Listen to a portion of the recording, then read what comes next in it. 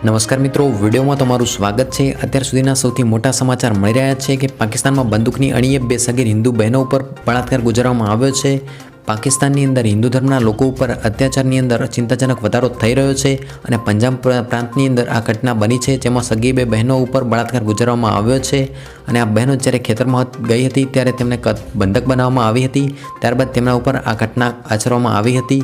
તો મિત્રો, આ અંગે પોલીસે તપાસ પણ હાથ ધરી ન હતી અને કેસ પણ દાખલ કરવામાં ના આવ્યો હતો। તો મિત્રો, બંને નરાધમો બળાત્કાર ગુજારી ઘટના સ્થળથી ફરાર થઈ ગયા હતા અને બંને સગીર યુવતીનો મેડિકલ ટેસ્ટ પણ કરવામાં આવ્યો હતો, જેમાં બળાત્કારની પુષ્ટિ મળી હતી।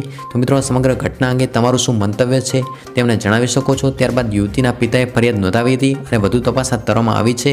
ત્યારબાદ આરોપીનું નામ કાશિફ હોય તેવી જાણકારી મળી રહી છે। તો મિત્રો, બસ આજના વિડીયો પૂરતું આટલું જ। વિડીયો ગમે તો વિડીયોને લાઇક કરો, શેર કરો અને આવી અવનવી માહિતી મેળવવા માટે આપણી ચેનલને સબસ્ક્રાઈબ કરો। ફરી મળીશું કોઈક નવા વિડીયોમાં નવી માહિતી સાથે।